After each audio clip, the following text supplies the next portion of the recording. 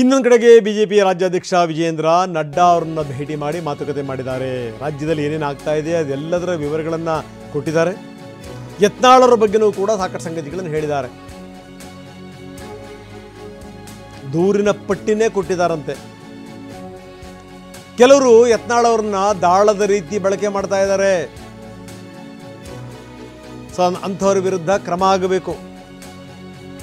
ನಡ್ಡಾ ಅವ್ರನ್ನ ಕ್ಷಮಿಸಿ, ಯತ್ನಾಳ್ ಅವ್ರನ್ನ ತಮಗೆ ಬೇಕಾದ ರೀತಿಯಲ್ಲಿ ಉಪಯೋಗಿಸ್ಕೊತಾ ಇದ್ದಾರೆ.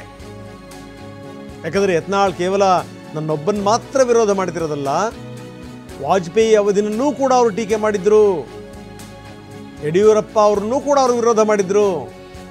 ಈಗ ನನ್ನ ವಿರುದ್ಧನೂ ಕೂಡ ಮಾತಾಡ್ತಾ ಇದ್ದಾರೆ. ಇದು JP ನಡ್ಡಾ ಎದುರುಗಡೆಗೆ ವಿಜಯೇಂದ್ರ ಅವರು ಹೇಳಿರುವಂಥ ಮಾತು. ಅಂದರೆ ಯತ್ನಾಳ್ ಅವರಾಗಿ ಅವ್ರು ಮಾತಾಡ್ತಿಲ್ಲ, ಕೆಲವರು ಅವರನ್ನು ದಾಳವನ್ನಾಗಿ ಬಳಸ್ಕೊತಾ ಇದ್ದಾರೆ.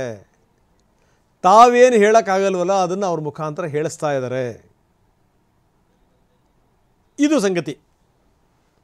ತಮಗೆ ಬೇಕಾದ ರೀತಿಯಲ್ಲಿ ಅವ್ರನ್ನ ಉಪಯೋಗಿಸ್ಕೊತಾ ಇದ್ದಾರೆ, ಬಳಸ್ಕೊತಾ ಇದ್ದಾರೆ. ವಾಜಪೇಯಿ ಇದ್ದಂಥ ಸಂದರ್ಭದಲ್ಲೂ ಕೂಡ ಅವರು ಮಾತಾಡಿದರು, ಯಡಿಯೂರಪ್ಪನವ್ರ ವಿರುದ್ಧನೂ ಮಾತಾಡಿದ್ದಾರೆ, ನನ್ನ ವಿರುದ್ಧನೂ ಕೂಡ ಮಾತಾಡಿದ್ದಾರೆ. ಇಂದು ಸಂಜೆ 6 ಗಂಟೆಗೆ ಭೇಟಿ ಆಗ್ತೀವಿ ಅಂತ ನಡ್ಡಾ ತಿಳಿಸಿದ್ದಾರಂತೆ ಬೇರೆ ಬೇರೆ ನಾಯಕರನ್ನ. ಕುಮಾರಕೃಪಾ ಗೆಸ್ಟ್ ಹೌಸ್ನಲ್ಲಿ ಸಂಜೆ ನಾಯಕರಿಂದ ನಡ್ಡಾ ಅವರ ಭೇಟಿ ಆಗುತ್ತೆ.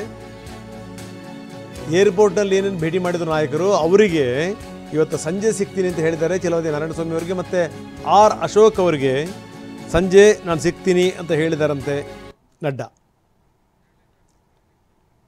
ಏರ್ಪೋರ್ಟಲ್ಲಿ ಅವ್ರನ್ನ ಬರಮಾಡ್ಕೊಂಡಂಥ ಸಂದರ್ಭ, ಆ ಸಂದರ್ಭದಲ್ಲಿ ನಡ್ಡಾ ಅವರು ಹೇಳಿದ್ದಾರೆ ಸಂಜೆ 6 ಗಂಟೆಗೆ ನಾನು ಸಿಗ್ತೀನಿ, ಕುಮಾರಕೃಪಾ ಗೆಸ್ಟ್ ಹೌಸಲ್ಲಿ ನಾನು ಸಿಗ್ತೀನಿ ಅಂತ ಹೇಳಿದಾರಂತೆ.